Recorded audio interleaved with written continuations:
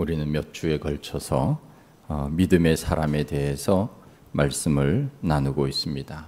히브리서 11장 6절 말씀에 믿음이 없이는 하나님을 기쁘시게 못한다, 그렇게 말씀하고 있습니다. 또한 믿음은 소망, 사랑과 함께 항상 있어야 할 것이라, 그렇게 말씀합니다. 우리에게 하나님을 믿는 믿음이 없다면 더 큰 믿음으로 살게 해 주십시오. 믿음을 달라고 기도해야 됩니다. 우리는 족장시대에 믿음의 거장 아브라함과 그 믿음을 이어받은 이삭, 그리고 그 손자 야곱에 대해서 살펴보았습니다. 오늘은 야곱의 아들 요셉에 대해서 말씀을 나누기를 원합니다. 우리가 요셉 하면은 떠오르는 것이 있을 것입니다. 그것은 바로 꿈이라고 하는 것이지요. 여기서 꿈이라고 하는 것은 비전, 그리고 목표를 의미합니다. 우리 사람에게는 꿈이 있어야 합니다. 꿈이 없는 사람은 미래가 없습니다. 어린 사람이든지 나이 든 사람이든지 우리는 늘 꿈을 가지고 깨어나야 됩니다. 아침에 일어날 때 꿈이 없는 사람은 일어나기가 어렵습니다. 이불 속에서 미적거리게 됩니다. 그러나 꿈이 있는 사람은 벌떡 일어나게 되지요. 할 일이 많기 때문에 그렇습니다. 꿈이 있는 사람과 꿈이 없는 사람은 눈빛이 다르고 자세가 다릅니다. 제가 선교지 네팔에 가보았는데 청년들이 일거리가 없으니까 대낮인데도 동네에 3355 모여서 담배를 피우고, 그리고 무슨 게임 같은 것을 하는 것을 보았습니다. 그것도 그냥 자연 속에서 얻은 돌 같은 것을 가지고 무슨 돈을 내고 이렇게 게임하는 그런 것들이었습니다. 참 보면은 너무 안타까웠습니다. 또 어린아이들도 보면은 강가에서 돌을 깨고 그것으로 하루 1불, 2불 받아서 살아갑니다.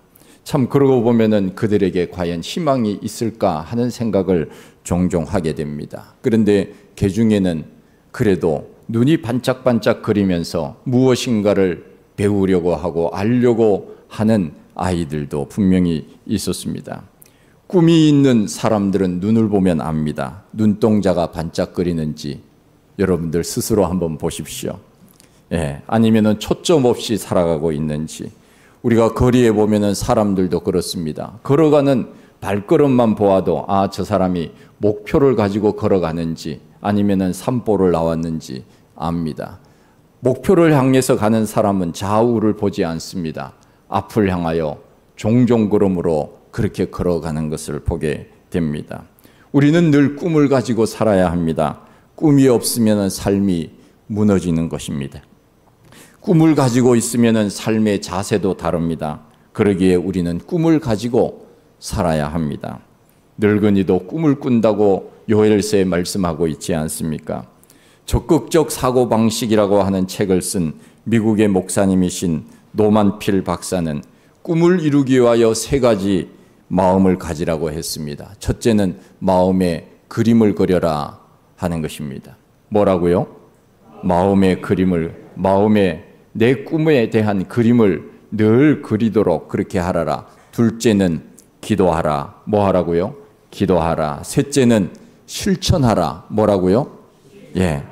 마음에 꿈을 그리고 기도하고 실천하며 그렇게 살라고 하는 것입니다.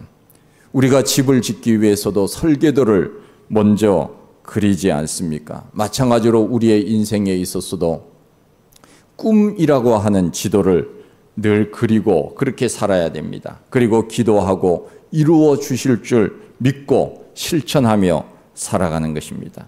바로 그 대표적인 사람이 요셉이었습니다. 요셉은 꿈을 이루기 위하여 꿈을 꾸었습니다. 요셉은 형들에게 꿈 이야기를 합니다. 형님들, 제가 꿈을 꾸었는데 해와 달과 별이 저에게 절을 했습니다.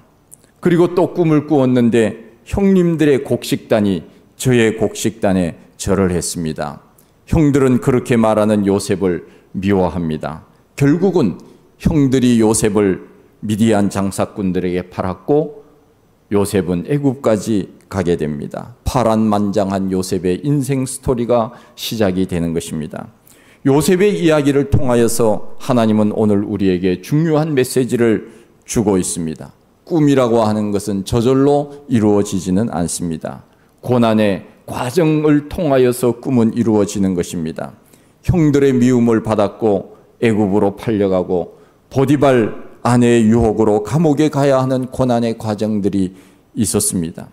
고난을 우리는 나쁜 것이라고 생각을 합니다. 고난을 때로는 피해가고 싶은 마음도 우리 가운데는 언제나 있게 마련이지. 편한 길을 가려고 합니다. 위험한 것을 시도하려고 하지 않습니다. 그러나 고난은 결코 나쁜 것이 아닙니다.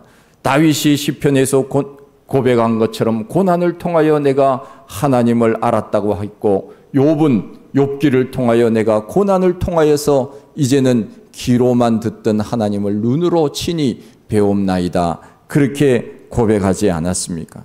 하나님의 계획과 섭리는 우리가 알지 못하는 일들을 통하여 나타나게 됩니다. 요셉은 감옥에 들어감으로 인하여 바로의 꿈을 해석하는 기회가 주어집니다. 그 고난이라고 하는 감옥에 들어가지 않았다면 어떻게 바로의 꿈을 해석할 수 있는 기회가 있었겠습니까? 7년 풍년과 7년 흉년의 꿈을 해석해 줌으로 인하여 바로의 신임을 받게 되지 않습니까? 바로가 무엇라고 말합니까? 이제는 내가 이 나라를 다스리라. 내 백성이 내 명령에 복종하리라. 나는 너보다 높은 것이 이 왕자뿐이라, 그렇게 말합니다. 그러면서 왕이 끼어있던 반지를 요셉의 손에 끼워줍니다. 그리고 요셉을 왕의 수레에 태워 백성들에게 사열을 받게 합니다. 나라의 모든 일을 요셉에게 맡깁니다. 이것이 우연이겠습니까? 결코 그렇지 않습니다. 하나님께 꿈을 가지고 기도하고 그 꿈을 향하여 나아갔기 때문에 그 자리까지 올라가게 된 것이 아닙니까? 우리가 믿음 생활을 합니다. 믿음 생활이라고 하는 것은 한마디로 말하면 꿈을 가지고 사는 것이 믿음 생활이라 저는 그렇게 정의를 해봅니다. 그 꿈은 무엇입니까? 우리에게는 영원한 하나님의 나라라고 하는 그 소망의 꿈이 있지 않습니까? 오늘도 우리는 고난과 역경 가운데 산다 하더라도 내 꿈은 저 영원한 하나님의 나라가 있다고 하는 그 꿈을 꾸고 살기 때문에 오늘 이 자리에 나와서 하나님 앞에 예배를 드릴 수 있는 것이고, 우리가 살아가면서 힘들고 어려울 때마다 나는 저 영원한 하나님의 나라, 이 고난의 시간을 통하여서 하나님이 나를 통하여 준비해 놓으신 그 나라가 있다고 하는 그 꿈이 있기 때문에 오늘 우리가 견딜 수 있는 것 아닙니까? 가난한 시절을 사셨던 우리 부모 세대들은 공부를 많이 하지 못했습니다. 학벌이 거의 없었습니다.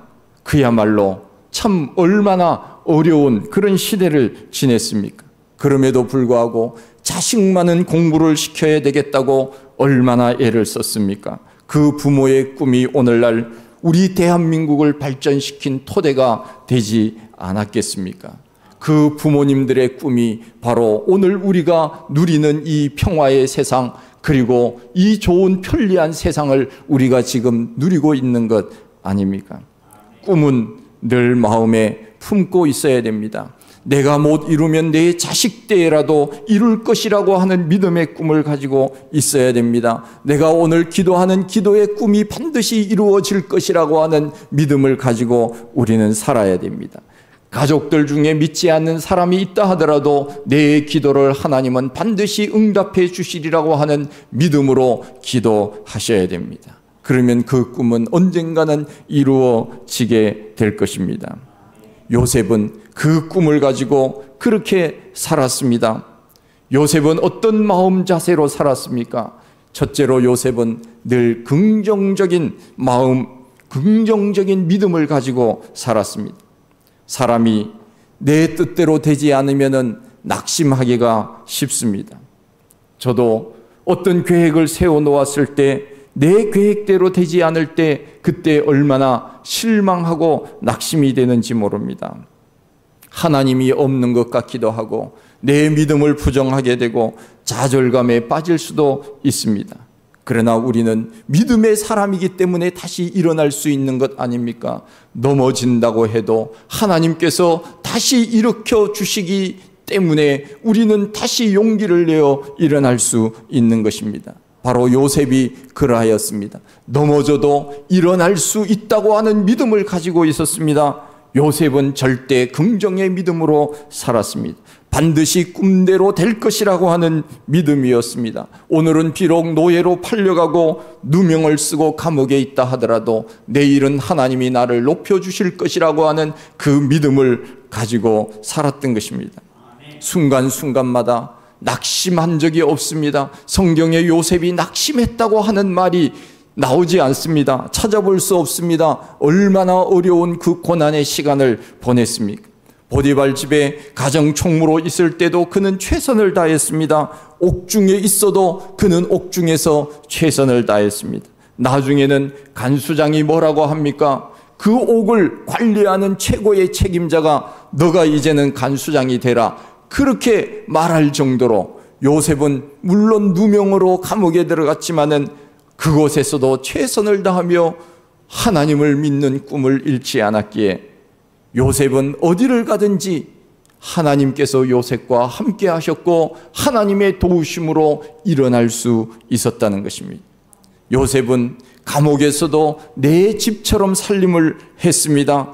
아마 성경에는 나와 있지 않지만은 감옥에서도 청소도 열심히 했을 것입니다. 옆에 있는 사람들에게 용기와 격려와 희망을 주는 말들을 했을 것입니다. 그러니 인정을 받았던 것 아니겠습니까?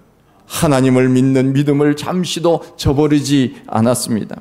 하나님께서 나를 버리지 않을 것이라고 하는 것을 믿었기 때문에 그는 감옥에서도 이 삶도 그는 기쁨과 감사함으로 살 수 있었을 것입니다.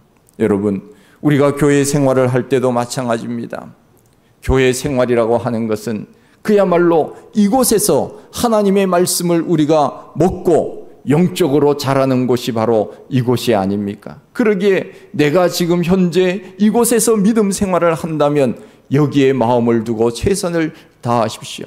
여기가 내 교회라고 생각을 하고 늘 하나님이 맡겨주신 일에 최선을 다하십시오. 그러면 하나님께서 우리들에게 더 좋은 은혜와 복을 주시지 않겠습니까?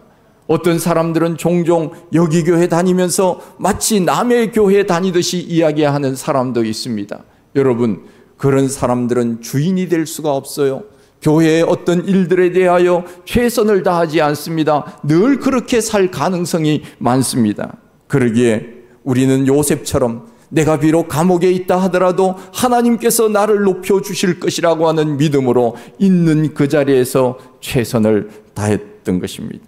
저는 설교를 할 때도 여기에 1000명, 10,000명이 있다고 생각을 하고 제가 설교를 합니다. 여러분들, 기독교 방송의 설교를 한번 보십시오. 물론 화면이 회중석을 비추기도 하지만은 회중석을 비치지 않을 때 그분들의 설교와 제 설교가 별 차이가 없어요. 제가 볼 때는 그래요. 여기에 아마 저만 비추고 있다면은 1000명, 10,000명이 있는구나 사람이 착각할 수도 있을 거예요. 그래서 저는 설교할 때도 여기에 수많은 사람들이 설교를 듣고 있다고 그런 마음으로 설교를 합니다. 수요 예배 설교도 그렇습니다. 새벽 기도의 설교도 그렇습니다. 제가 최선을 다하려고 합니다. 왜요? 하나님이 나에게 주신 사명이기 때문에 저는 프로페셔널하게 하려고 애를 씁니다. 아마추어 같이 하려고 하지 않습니다. 하나님께서 나에게 주신 사명이고 책임이기 때문에 대충 하려고는 하지 않는 것입니다. 요즘 기독교 방송에 보니까 한 명 놓고 설교하는 프로그램이 있더라고요. 그 한 명을 놓고도 설교자는 정성을 다하여 설교를 합니다. 이것이 바로 긍정의 마인드입니다. 요셉은 언제나 긍정적인 마인드를 가지고 살았습니다. 내가 지금은 감옥에 있지만은 하나님이 나를 높여주실 것이다. 그 꿈을 놓치지 않았던 것입니다. 사람은 긍정적인 생각을 할 때는 부정적인 생각이 사라진다고 합니다. 반대로 부정적인 생각을 하면 긍정적인 생각은 떠오르지 않는다고 합니다. 이 두 가지가 공존하지 않는다 그 말입니다. 우리의 뇌 속에 부정적인 생각을 가지고 있으면 끊임없이 부정적인 생각으로 계속 나를 몰고 가는 것입니다. 긍정적인 생각을 가지고 있으면 그래 나는 잘할 수 있어, 나는 충분히 가능해, 그러면서 계속 긍정적인 마인드로 생각이 가는 것입니다. 우리나라에 자살하는 사람들이 33분의 1명꼴이라고 합니다. 하루에 50명꼴, 1년이면 15,000명이 자살을 합니다. 2023년 보건복지부에 따르면 우리나라 19세에서부터 39세까지 아무 일도 하지 아니하고 집에서 밖으로 나오지 않고 사는 은둔 고립형 청년이 61만 명에 이른다고 하는 통계가 나왔습니다. 왜 그들이 은둔 고립형으로 삽니까? 부정적인 생각으로 자꾸 자신을 몰아가기 때문에 그런 것 아닙니까? 꿈을 상실했기 때문에 그런 것은 아닙니까? 나 같은 것이 무슨 일을 할 수 있겠어? 나 같은 사람이 누가 나를 써주겠어? 나 같은 사람이 뭘 할 수 있겠어? 자꾸 부정적인 방향으로 생각하기 때문에 결국은 나는 이 세상에 필요치 않은 존재인가 보다. 그러니까 밖으로 나오지도 아니하고 심지어는 극단적인 생각까지 하는 것 아닙니까? 우리는 긍정적으로 생각할 때 몸도 건강해지고 마음도 건강해지고 다른 사람들에게 좋은 영향을 미치며 살아갈 수 있게 되는 것입니다. 개인적으로도 우리는 건강한 생각을 하며 살아야 되고 국가적으로도 그들이 일어날 수 있도록 보살펴주는 제도적인 것도 필요할 것입니다. 우리는 친구를 사귀어도 긍정적인 친구를 사귀어야 합니다. 부정적인 사람을 사귀면 자신도 부정적인 사람이 됩니다. 교회 안에도 수많은 여러 사람들이 있지 않습니까? 그런데 사람을 잘 사귀게 되면은, 믿음 좋은 사람을 사귀게 되면은 믿음의 마인드로 살아가게 되고, 그리고 교회를 비난하거나 목회자를 비난하거나 성도들을 이간질시키거나 이런 사람들 옆에 가면은 나도 모르게 물들게 되어 있어요. 금묵자적이요 근주자적이라. 내가 빨간 색깔에 가까이 가면은 빨간 물이 드는 것이고 검은 색깔에 가까이 가면 검은 색깔로 바뀌는 것입니다. 그러기에 우리는 주변에 믿음 좋은 사람을 늘 옆에 두고 있어야 돼요. 그래서 제가 우리 성도님들에게 자주 말씀드리는 것이 바로, 가능하면 우리 성도님들은 세상을 살아갈 때 믿지 않는 사람들하고 친구로 사귀어서는 안 된다. 제가 그 말을 합니다. 그러면 사람들이, 목사님 너무 편협해요. 그렇죠. 제가 좀 편협하지요. 왜요? 우리가 왜 그렇게 하면 안 되느냐?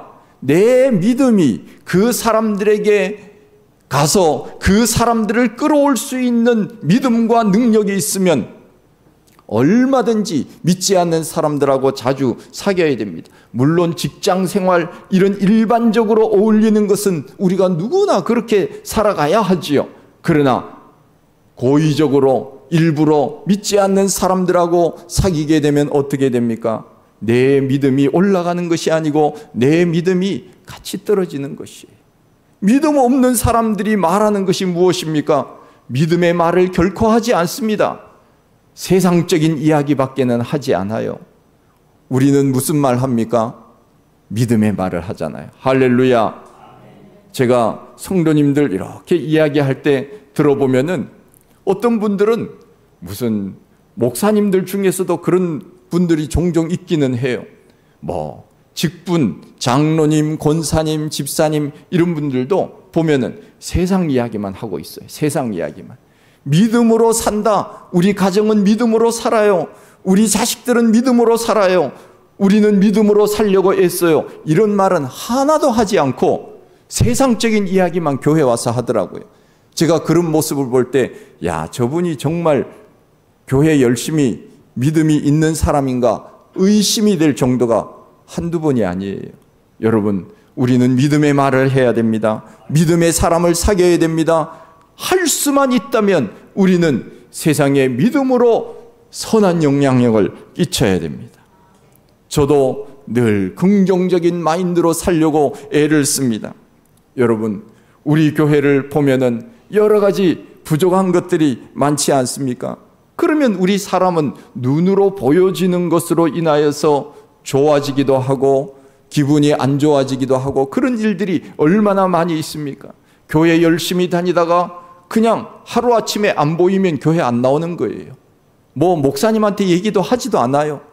예. 그냥 내가 하고 싶은 대로 하는 것입니다.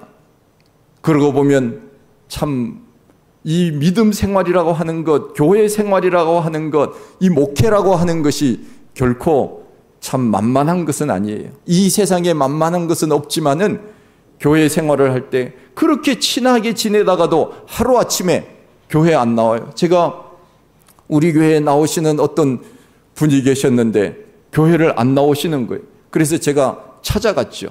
일방적으로 전화도 안 받고 하니까 제가 일방적으로 찾아갔어요. 집에 찾아간 것이 아니고 직장에 찾아갔어요. 그랬더니 저를 어떻게 대하는가 하면은 아주 문전박대를 하더라고요. 문전박대를. 손사래를 치면서 왜 이곳에 왔느냐고. 아니 그렇게 친하게 지내던 그 집사님 가정이 아니 제가 찾아갔다고 문전박대를 하는 거예요. 이야기 자체를 안 하려고 도망을 가고 저를 아예 그냥 아는 척도 하지 않더라고요. 그래서 제가 참 사람은 믿을 존재가 아니구나. 사람은 사랑의 대상이지 믿음의 대상은 아니구나. 그런 생각을 제가 많이 합니다. 목회를 하면서. 사람들로부터 실망하고 낙심하는 일들이 얼마나 많이 있는지 몰라요. 그럼에도 불구하고 저는 하나님께서 맡겨주신 그 사명을 감당하기 위하여 저는 제 할 일을 할 뿐이지요. 제가 오늘 시도 그렇게 쓰지 않았습니까? 뭐 시다운 시 같지는 않지만은 시라고 제가 늘 쓰기는 하지만은 저는 어쨌든 간에 열심히 그냥 생각나는 대로 이렇게 쓰는 거예요. 쓰는데 사람들은 어디 누가 어느 개가 짖는가 보다 이렇게 생각할 수도 있겠죠. 그러나 우리는 하나님이 우리에게 주신 일에 대해서 누가 뭐라고 하든지 간에 누가 뭐 싫어하든지 간에 우리 할 일을 하는 것입니다. 예배 드리는 시간에 예배 드리고 기도할 시간에 기도하고 전도할 때 전도하고 하나님이 맡겨주신 우리의 일들 감당하면 우리가 하나님 앞에 칭찬받을 것 아니겠습니까? 누가 뭐라고 한다고 해서 안 하고 누가 나온다고 해서 나오고 누가 안 나온다고 해서 안 나오고 이렇게 하면 그 믿음이 온전한 믿음이겠습니까? 제가 만일 낙심하고 목회를 그냥 대충 하고 그렇게 하면은 좋아할 사람이 누가 있겠습니까? 마귀밖에는 없어요. 마귀는 제가 낙심하고 있으면 제일 좋아해서 춤을 출 거예요. 아, 저 교회, 저 목사 낙심하고 있구나. 그러면서 마귀는 덩실덩실 아마 춤을 추지 않을까요? 마귀는 그걸 노리고 있는 거예요. 그래서 지도자를 무너뜨리는 것입니다. 여러분, 걱정하지 마십시오. 저는 지금까지 그 누가 뭐라고 해도 저는 제 사명 지켰어요. 누가 이리 하라 그러면 이리 하고 저리 가자 그러면 저리 가고 이렇게 살지 않았습니다. 저는 언제나 하나님 안에서 믿음으로 한 번도 제가 흔들린 적이 없어요. 믿음이 흔들린 적이 없었고 한 번도 교회를 쉰 적이 없습니다. 제가 6살 때부터 신앙생활에서 지금까지 20살 때 장신대 들어가서 교육전도사 시작으로 25살 때 교육전도사 하면서 지금까지 사역을 감당하면서 30여 년 동안 사역을 감당하고 한 번도 흔들린 적이 없어요. 성도들은 수많은 성도들을 경험하고 이런 사람 저런 사람 낙심을 주는 말을 하고 비난하는 말을 하고 그런 사람들이 있다 하더라도 우리는 언제나 하나님 앞에 긍정적 마인드로 하나님이 나에게 주신 사명 잘 감당하며 살겠노라고 그 자리에 묵묵히 서 있으면 하나님이 요셉처럼 올려주시는 것이 아니겠습니까? 언제나 요셉은 긍정적 마인드로 살았습니다. 어느 교회 홈페이지를 보니까 홈페이지에 제일 먼저 나오는 것이 성도들의 얼굴 사진이에요. 성도들 얼굴 사진, 독사진 한 장 딱 나옵니다.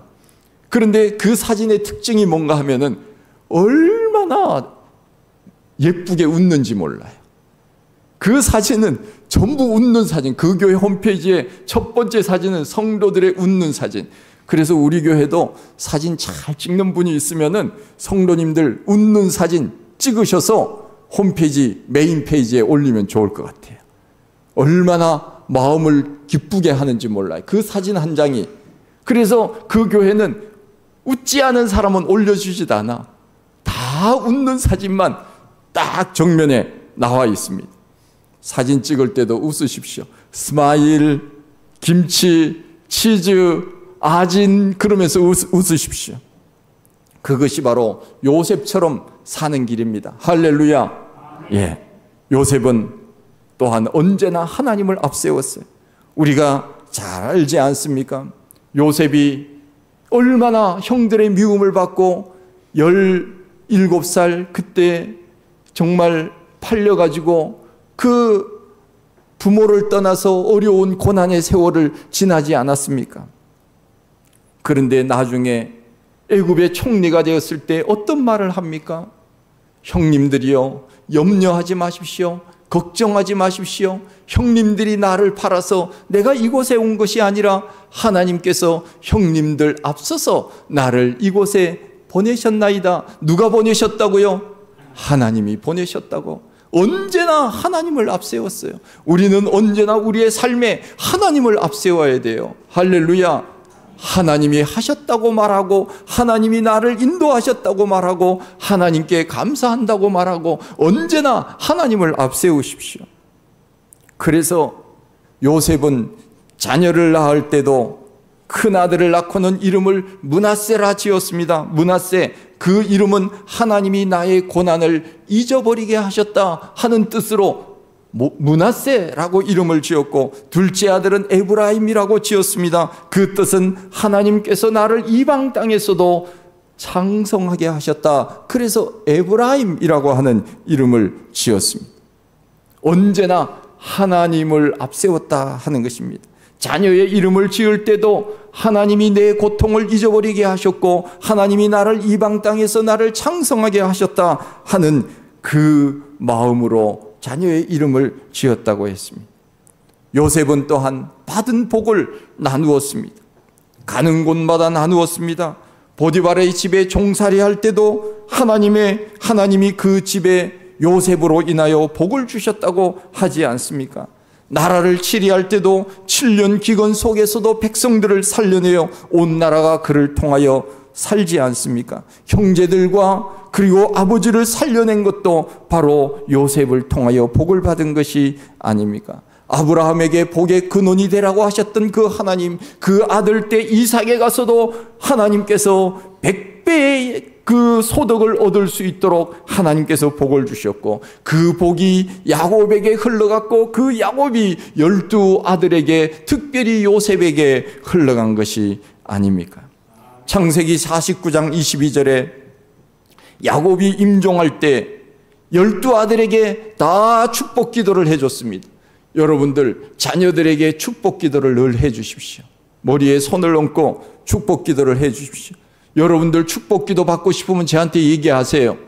예, 제가 잘은 못하지만은, 제가 하는 것은 아니지만은 기도해 드리겠습니다. 우리가 기도를 많이 받을수록 우리가 믿음으로 살게 되는 마음이 생기는 거예요.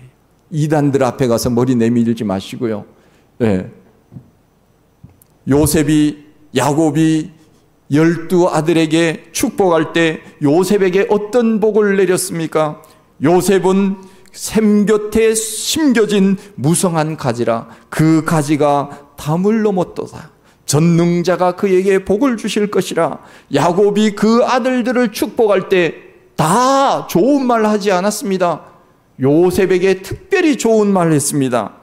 너는 샘 곁에 무성한 가지로서 그 가지가 담을 넘었도다. 담을 넘었도다, 이 말이 무슨 말입니까? 이것은 너에게만 복이 있는 것이 아니라 다른 사람에게도 그 복이 흘러갈 것이라고 하는 축복의 말씀이 아닙니까?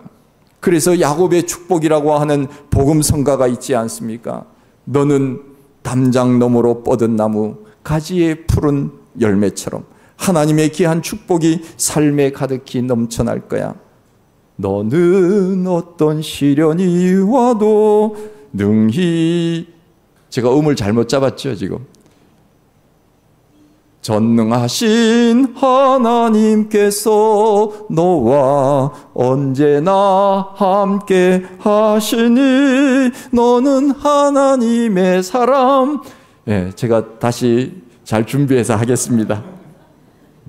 복의 크기가 샘 곁에 심겨진 나무처럼 무성한 가지가 될 것이라. 마침내 울 안에만 있었던 것이 아니라 울을 넘어서 요셉은 그야말로 형제들과 아버지와 애굽의 사람들과 고대 근동에 있었던 수많은 나라들을 먹여 살릴 수 있는 그런 위대한 사람이 된 것이 아닙니까? 바로 하나님 앞에 꿈을 꾸었더니 요셉은 이와 같이 꿈대로 된 것입니다. 우리도 늘 하나님 앞에 꿈을 꾸며 사십시다. 나는 잘 될 거야. 나보다 내 자녀 손들은 더 잘 될 거야. 내가 지금 비록 이렇게 살지만은 하나님께서 복을 주셔서 더 행복하고 더 아름답게 살아갈 거야. 언제나 우리는 늘 긍정적 마인드로 무엇이든지 하나님이 하셨다고 하는 신앙의 고백으로 그렇게 살면 우리의 하나님께서 우리들에게 복을 주시고 더 놀라운, 우리가 알지 못하는 더 놀라운 은혜와 복으로 채워주실 줄로 분명히 믿습니다.